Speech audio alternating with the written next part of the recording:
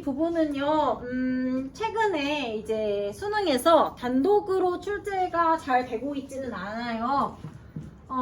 근데 여기에서 출제되는 포인트가 두 개가 있었는데요. 일단은 첫 번째로는 어떤 출제 포인트가 있었냐면은, 여러분 105페이지에 그 오른쪽 하단에 보면은 사회 계층화현상에 관한 대표적 이론 하고서 표가 나와 있잖아요. 계급론과 계층론이라고 하는 그 부분이 과거에는 자주 나왔었습니다. 이게 한 언제까지 좀 나왔냐면은 2020년도? 까지는 나왔어요. 뭐 수능이나 뭐 모의고사 이런 데에서 요것만 가지고 문제를 내는 경우가 있었는데, 이제는 조금 옛날의 이야기죠. 하도 요즘에는 그 사탐의 난이도가 올라가다 보니까 이제는 이 정도 소재로는 문제가 잘 되지 않고요. 어쨌든 그렇고, 그 다음에 또 어떤 걸 가지고 여기서 문제를 내냐면은, 여러분이 펼치고 있는 페이지를 한 장 넘겨보면 106페이지에 그 사회 불평등 현상을 바라보는 관점이라고 보라색깔 제목이 달려있을 거예요. 그리고 우리에게 친숙한 기능론과 갈등론이 나올 건데, 이 부분이 조금 출제가 되는 편입니다. 그래서 기능론과 갈등론에서 사회 불평등 현상이라는 것을 어떻게 바라보고 있느냐라는 내용이 나오는데, 마찬가지로 얘도 단독으로 출제가 되진 않고요. 우리가 1단원에서 이미 기능론과 갈등론, 상징적 상호작용론을 배웠잖아요. 그래서 그 기능론과 갈등론을 그냥 비교하는 문제 안에서 보기 정도로 이제 출제가 되는 부분이다. 그래서 모르면은 안 되는데 그렇다고 해서 출제 비중이 되게 크냐? 그건 또 아니다. 그래서 좀 그렇습니다. 다른 부분에 비해서는 요즘에는 그렇게 주목받고 있지는 못하는 그런 부분이라고 볼 수가 있어요. 여기는. 그래서 기출문제를 보셔도 아마 5개년치 기출 같은 거 풀면 분량이 많진 않을 거예요. 이 부분의 내용이. 그래도 알아야 돼요. 옛날에 많이 나왔던 부분이라 언제 다시 나올지 모르기 때문에. 그래서 여기 단어는 중요한 내용만 쏙쏙쏙쏙 해서 빨리빨리 넘어가도록 하고 싶어요. 저는 제가 중요하다라고 하는 부분만 잘 기억하시면 되고, 아닌 부분은 그냥 편하게 저런 게 있네 하고 넘어가시면 됩니다. 알겠죠? 그래서 저도 말을 빨리 할 거예요. 여기서. 자, 그래서 오늘 우리가 배우는 내용은 바로 이 사회 불평등 현상이라는 것을 배웁니다. 사회 불평등 현상이라는 건 뭐냐? 말 그대로 사회가 어떻다는 걸까요? 그래서 불평등하다는 거죠. 그래서 사회가 불평등한 것을 사회 불평등이라고 합니다. 그래서 보시면 불평등이란 게 정확히 뭐냐? 사회 구성원 간의 학력, 소득, 지위, 위신, 권력과 같이 사회적 희소 가치의 소유 정도나 접근 기회에 있어서 차이가 나타나는 현상을 사회 불평등 현상이라고 해요. 지금 제가 물결로 표시한 부분 있잖아요. 이게 이제 사회가 불평등하다라고 할 때 다양한 영역에서의 불평등이 있다라고 생각하시면 됩니다. 예를 들어 학력 같은 것도 여러분이 다들 가고 싶어하는 인서울학교나 서울대학교나 이런 학교는 자리가 몇 개 없잖아요. 그러니까 거기는 몇 명밖에 못 가고 나머지가 이렇게 밀려 나와서 지방에 있는 학교를 가고 그럴 거 아닙니까? 그래서 학력의 차이가 나고요. 그 다음에 소득, 경제적인 차원에서도 누군가는 돈을 굉장히 많이 벌지만 그렇지 못한 사람도 있고, 그 다음에 지위나 위신이라는 말이 나오는데 이 말이 조금 어려워서 얘는 명예라는 표현으로 바꿔볼게요. 이 지위, 위신, 명예 다 같은 말인데 사회적으로 더 존경을 받는 사람이 있고 덜 존경을 받는 사람이 있다라는 말로 이해를 해주시면 되겠습니다. 그리고 권력의 차원에서도 사람들 간에 이제 차이가 난다라는 거예요. 권력이라는 개념이 굉장히 좀 추상적인 개념이라서 많은 학자들이 권력이란 무엇인가에 대해서 정의를 하곤 하는데요. 제가 이제 권력을 정의한 말 중에 가장 기억에 남는 말이 뭐냐면은 그 말이에요. 다른 사람을 그 사람의 의지에 반해서 행동하게 할 수 있는 힘을 권력이라고 하거든요. 예를 들면 이런 거죠. 예를 들어 이 친구가 지금 잘 듣고 있는데, 예를 들어 얘가 자고 있어. 그러면 야 일어나 이렇게 하면 얘가 일어날 거 아니에요. 그게 이제 저의 권력이라고 할 수 있죠. 얘는 일어나고 싶지 않은데 선생님이 일어나 하니까 일어나는 거잖아. 그게 이제 권력이에요. 그래서 남을 시켜서 무언가를 하게 할 수 있는 힘을 우리가 권력이라고 한다. 그리고 그 권력도 사람마다 차이가 난다라는 거죠. 그래서 불평등의 영역에는 이렇게 다양한 것들이 있습니다. 그리고 제가 지금 동그라미 친 이런 것들이 다 사회적 희소 가치가 되는 거예요. 여러분 아마 경제 때 희소성이라는 말을 배워보셨을 거예요. 기억나시는지 모르겠는데 희소하다라는 것은 뭐에 비해 뭐가 부족한 현상이라고 배웠을 거예요. 기억나요? 인간의 뭐에 비해서? 욕구에 비해서 재화가 부족할 때 우리는 희소하다라고 말하거든요. 그래서 이런 거 학력 다 좋은 학교 가고 싶죠. 근데 부족하잖아 학교에 자리가. 소득 돈도 다 많이 벌고 싶지. 돈이 부족해.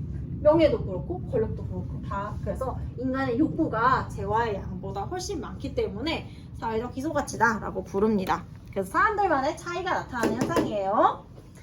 자, 그래서 이러한 사회 불평등 현상의 발생 요인 여기야말로 빨리 넘어갑시다. 여기는 지금 두 가지 요인이 있는데요. 개인적 요인과 사회적 요인이 있어요. 불평등이 왜 발생하냐?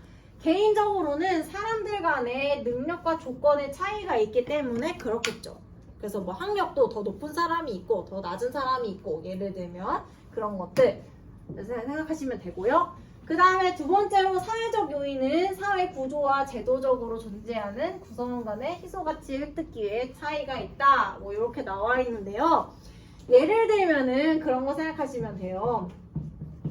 사회 구조적으로 사람들 사이에서 희소가치를 가질 수 있는 기회의 차이가 발생하는 경우가 있어요. 예를 들어서 조선시대 때 생각을 해보면은 관직을 나아가고 싶다 라고 하면은 예를 들어서 천민은 과거에 응시할 수조차 없잖아요. 그런 게 이제 구조적으로 이런 희소가치를 획득할 기회가 차이가 있는 거죠.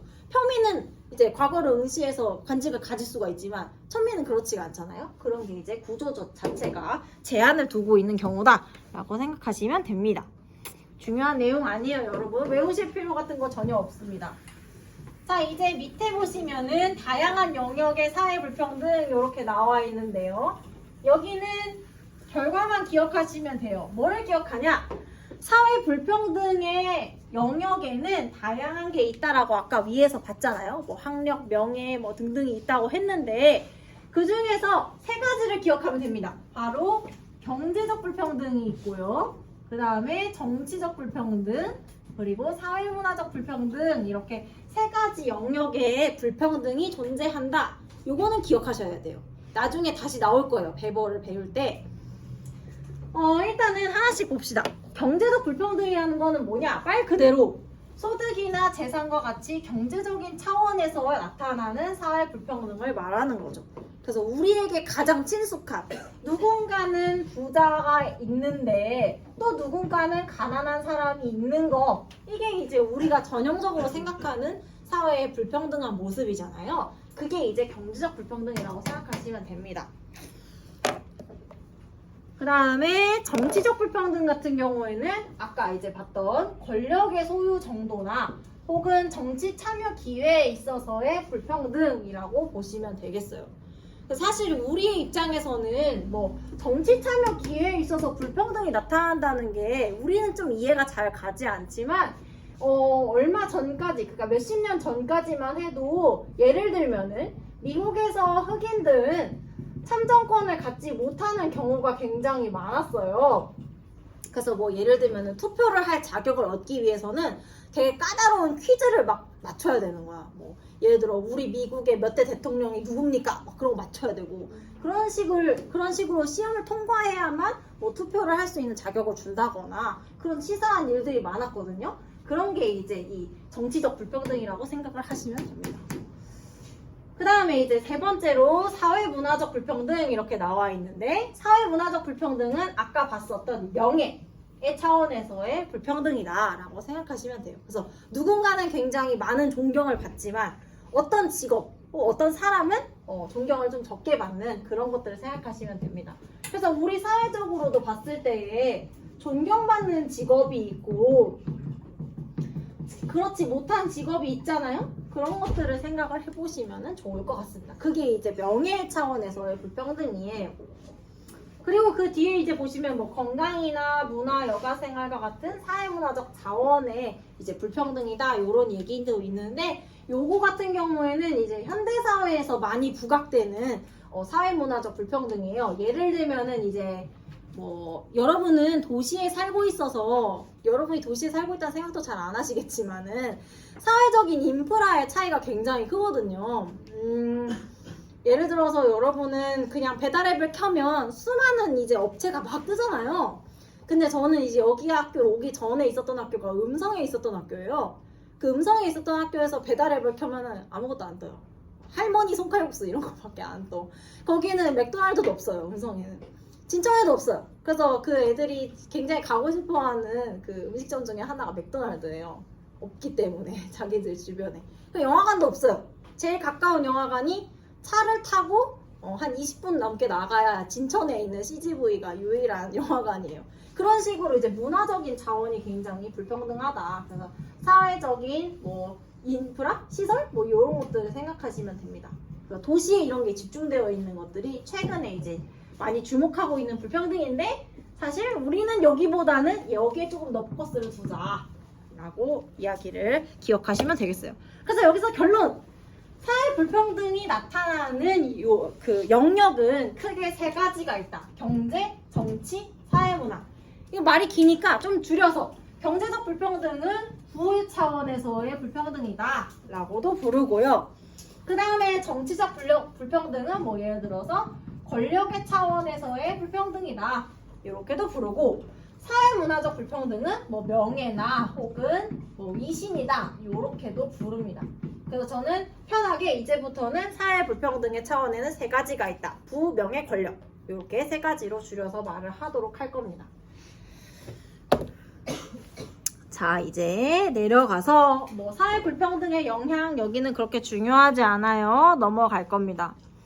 더 밑에 가보시면 자료 플러스에 사회 불평등 현상의 보편성과 특수성 이렇게 나와 있는데요. 여기도 여러분이 아셔야 될 거는 하나밖에 없어요. 뭐냐?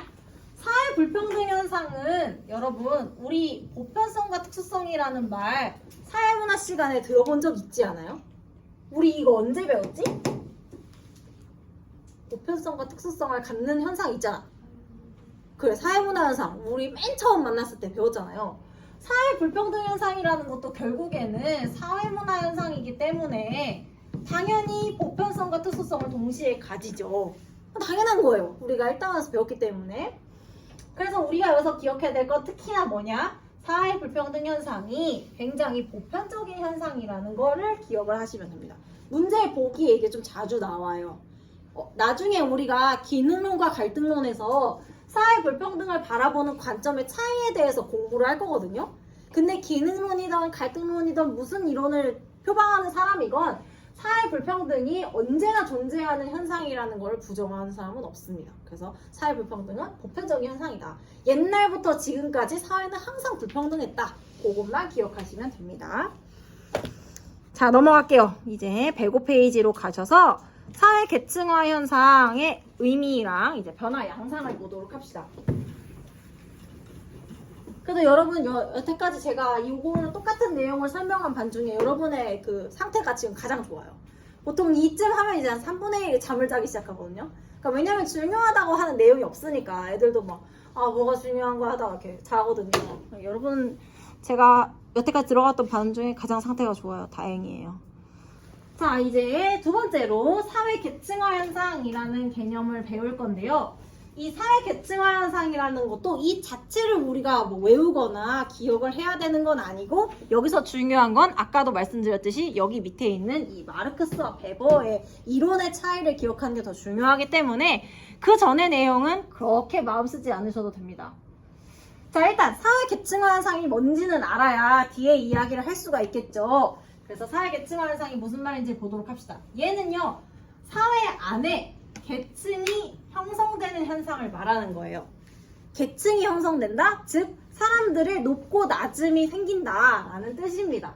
그 말이 진짜 맞는지 볼게요. 의미 보시면 사회 구성원 간의 불평등의 양상이 일정한 요인에 따라 범주화되고, 범주화된 사람들 간에 비교적 구조화되고 지속적인 서열이 존재하는 현상을 사회 계층화 현상이라고 합니다. 그래서 여러분 그냥 우리가 평상시에 이렇게 자주 사용하는 말 같은 거 생각해 보면은 뭐 드라마 제목이나 뭐 우리가 표현하는 말 중에 뭐 중산층이다. 뭐 나 정도면 중산층이지 라고 말하거나 아니면 저 사람은 굉장히 상류층인가? 뭐 이런 식으로 사람들의 표현을 하잖아요. 상중하라는 단어를 앞에 써가지고 그게 이제 계층화를 표현하는 말이라고 생각하시면 돼요. 그러니까 누군가를 이렇게 지칭한다라는 것은 결국에는 사회 안에 상층부터 하층까지 이렇게 사람들 두고서는 여기 위치하면 상류층인 거고, 그쵸? 여기 위치하면 중산층인 거고, 그런 식으로 정의를 하는 거잖아요. 이게 바로 사회 계층화 현상이다 라고 생각하시면 됩니다. 그래서 사람들이 상층부터 하층까지 쭉 이렇게 서열을 이루고 있는 것을 계층화 현상이라고 생각하시면 돼요. 그래서 이 사회 계층화 현상은 아까도 봤던 것처럼 시대와 사회를 초월해서 항상 나타나는 현상이다. 보편성을 가진다. 그거를 기억하시면 됩니다. 자, 이제 밑에 보면은 뭐 전통사회와 근대 이후의 사회에서 사회 계층화 현상이 어떤 특징을 가지고 나타나냐 뭐 그런 얘기들이 나와 있는데 여기는 여러분들이 이미 가지고 있는 배경 지식을 가지고도 충분히 이해할 수 있거든요. 같이 한번 봅시다. 자, 전통사회에서의 사회 계층화, 그러니까 사람들이 어떻게 서열화됐냐? 전통사회는 가장 큰 특징이 뭐냐면은 신분제도가 있다는 거죠. 그래서 신분에 따라서 사람들의 상하가 이제 정해졌는데 그것에 대한 내용이 여기 밑에 쭉 나옵니다. 한번 같이 볼게요. 자, 전통사회 특징 보시면은 혈통이나 가문, 성별 등 출신 배경이나 선천적 요인에 의해서 결정된 개인의 신분이 사회 계층화 현상의 주요한 요인이 된다라고 나와 있죠. 그래서 내가 어떤 신분의 가정에서 태어났느냐가 나의 위치를 정해준다는 거죠. 이거 뭐 우리 새로운 내용 아니잖아요? 조선시대를 생각하시면 됩니다.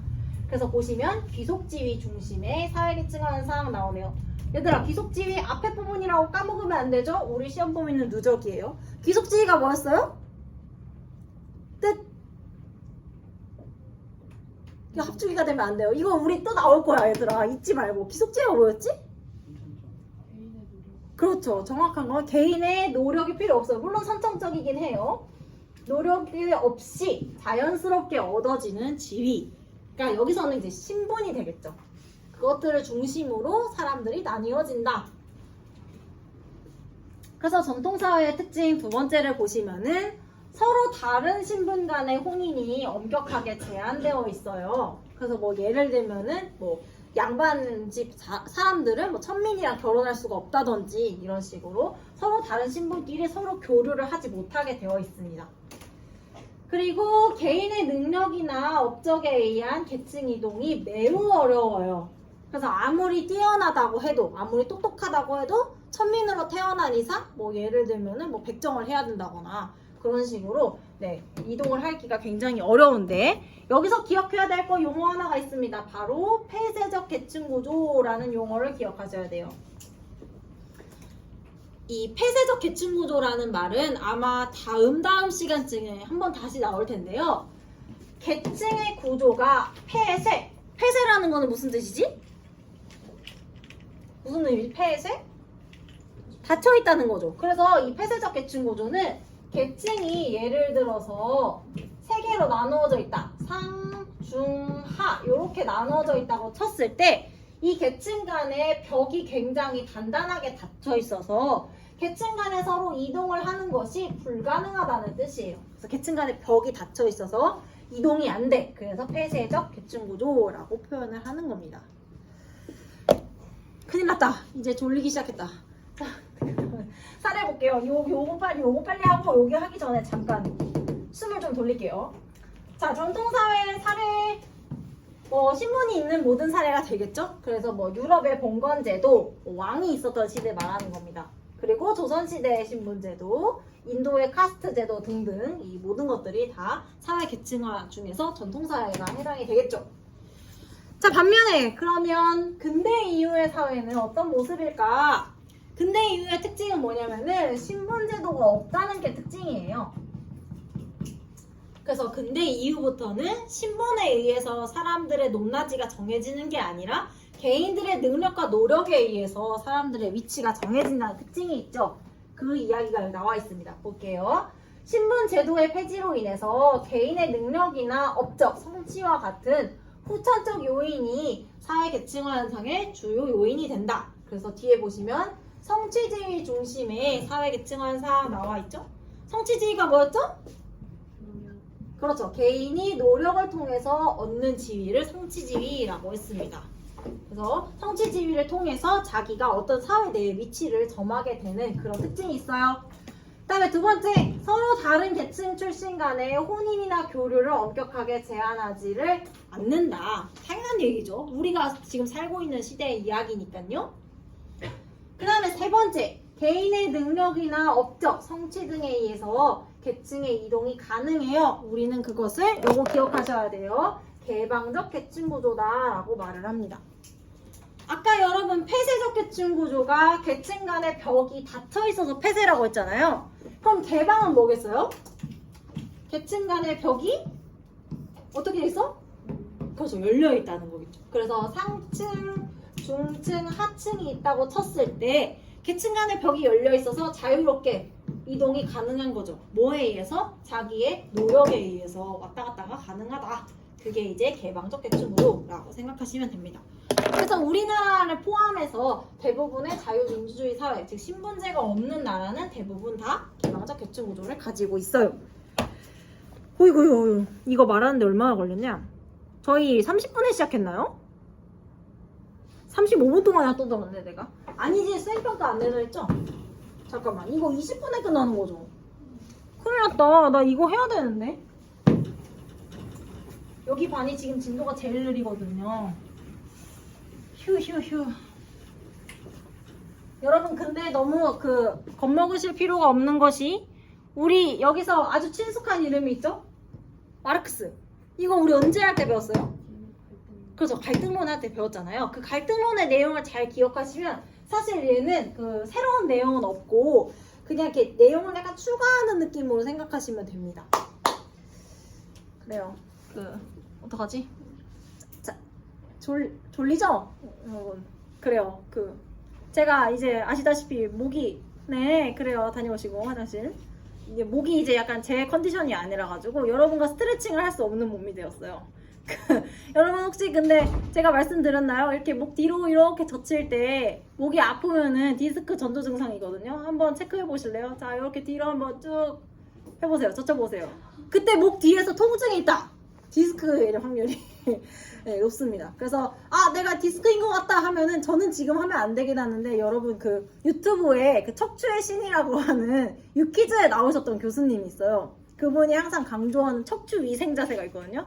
그게 뭐냐? 여러분 이렇게 똑바로 선 상태에서 여기 뒤에 보면은 날개뼈라고 부르는 견갑이 있잖아요. 견갑을 팔 들고 붙여. 견갑 두 개를, 견갑이 지금 여러분 등에 이렇게 있으면은 서로 이렇게 되어 있잖아요. 그거를 최대한 팔을 이렇게 뒤로 해가지고 얘네 둘 이렇게 붙이는 거예요. 이렇게. 그렇게 하고서는 이렇게 뒤로 젖히는 거죠. 그게 이제 디스크에 좋은 자세라고 하니까 혹시 목 뒤에 통증이 느껴지시는 분들은 요거를 하시면서 좀 중간중간에 자, 지금 해보세요. 자, 해보세요. 팔 들어요. 그래. 너네 또 시키면 잘하잖아. 그래. 자, 그러고서 견갑을 붙이세요. 여기 쪼여. 이렇게 등을. 이렇게. 그렇지. 잘하고 있어요. 그러고서 뒤로 젖히세요. 이렇게. 통증이 없을 때 정도만 하세요. 너무 무리하게 하는 건 다 좋지 않아요. 여러분. 알겠죠? 이렇게. 하나, 둘. 뭐야, 왜 아무도 안 해. 셋. 나 이거 하면 안 된단 말이야. 셋, 넷. 5, 6, 7, 8, 9, 10. 아유, 잘한다. 그래요, 여러분. 잘했습니다. 자, 그래요. 이제 얼른 이거 같이 하고 빨리 마무리를 져야지. 자, 보시죠. 사회 계층화 현상에 대한 이론이에요. 일단 이 사회 계층화라는 현상은 아까 말씀드렸죠. 사람들이 상층부터 하층까지 이렇게 층위가 생기는 현상을 말하는 건데 이것을 바라보는 학자들의 입장이 다르다는 겁니다. 마르크스라는 학자가 나오고요. 그 다음에 베버라는 학자가 나오는데 일단은 둘에 대해서 아셔야 할 거는 둘의 관계가 베버는요. 마르크스를 굉장히 신봉하는 사람이에요. 그러니까 마르크스의 이론적인 제자의 관계예요. 그러니까 직접 만나서 배운 건 아니지만 베버도 갈등론자로서 마르크스의 사상을 굉장히 열심히 공부를 했는데 이 마르크스의 계급론이 현대사회의 어떤 모습을 설명하기가 어렵다고 생각해서 그 부분을 자기 나름대로 수정을 한 거거든요. 그래서 기본적인 생각은 같으나 수정본이다 라고 생각하시면 좋겠습니다. 자, 그러면 마르크스부터 보도록 할게요. 여러분, 우리 마르크스 갈등론 하면은 생각나는 게 있잖아요. 마르크스는 세상에 두 가지의 계급이 있다고 봤죠. 뭐랑 뭐가 있다고 봤지? 그래, 프롤레타리아나 프롤레타리아 피지배 계급과 지배 계급이 있다고 봤죠. 그래서 쉽게 말하면 지배와 피지배 이렇게 두 개로 이제 사람들을 나누어서 이해를 했지 않습니까? 근데 이 마르크스가 이 두 계급을 구분하는 기준을 뭐로 삼았었죠? 기억나세요? 그렇죠, 생산수단. 생산수단이라는 게 뭐였지? 준혁아, 웅얼거리지 말고 너 뭐라고 했니? 말 그대로자. 이거 풀어. 뭐에 필요한 수단이야? 그래, 생산에 필요한 수단이다. 우리가 어떤 물건을 만들려면 땅이 있어야 돼요. 그쵸? 그리고 재료를 사려면 돈이 있어야 돼요. 만들어줄 사람이 필요해요. 그래서 토지, 노동, 자본 이 세 가지의 생산 수단이 있는 사람이 있고 없는 사람이 있다. 이렇게 구분을 했잖아요. 그 얘기 그대로입니다. 그래서 이 마르크스는 세상을, 그러니까 사람들이 높낮이가 있는 것을 계급이라고 하는 개념, 즉 지배계급과 피지배계급이라고 하는 계급이라는 개념을 통해서 이해했는데, 이 계급이라는 것은 생산수단을 둘러싸고 나타나는 위계 구조다. 생산수단이 있는 사람과 없는 사람이다. 우리 이미 배웠던 내용이죠. 그 다음에 이제 보시면 두 번째로 사람들이 이렇게 높낮이가 생기는 원인이 뭐냐. 여러분이 말했죠? 생산수단의 소유 여부에 따라서 결정되는 거다. 이것도 여태까지 다 했던 내용이에요. 그죠? 그 다음에 두 번째, 여기가 이제 약간 새로울 수 있는데요. 보시면 경제적 요인이 다른 모든 사회 불평등을 결정한다 라고 하는, 우리가 여태까지 본 적이 없는 멘트가 지금 등장을 했습니다. 자, 긴장하지 마시고요. 이게 무슨 말이냐? 아까요, 제가 여러분 사회 불평등의 그 유형에는 세 가지가 있다고 했잖아요. 기억나세요? 뭐랑 뭐가 있었지? 권력, 명예. 그렇죠. 이 세 가지를 기억을 해라고 했잖아요. 얘는 지금 무슨 말이냐? 경제적 요인이 다른 걸 결정한다는 것은 부라봅시다. 부의 영역에서 높은 위치를 차지를 하게 되면 권력이라던가 명예와 같은 다른 영역들도 자연스럽게 높아진다는 거예요. 이 뜻은. 그러니까 지배계급을 생각하시면 돼요. 마르크스가 이야기하길 지배계급은 생산수단이라는 부의 영역을 독점한 사람들이잖아요. 근데 그 사람들이 결국에는 우리 예전에 배웠던 것처럼 사회 제도도 자기들에게 유리하게 만들잖아요. 그걸 생각하시면 됩니다. 그래서 부를 가지고 있는 지배계급은 권력도 가지고 명예도 가져간다. 그래서 다 가져가는 거죠.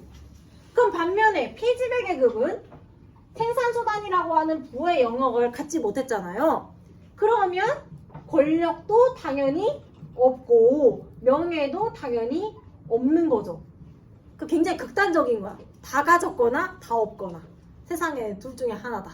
이렇게 생각을 하는 게 이 마르크스의 사상이라고 보시면 됩니다.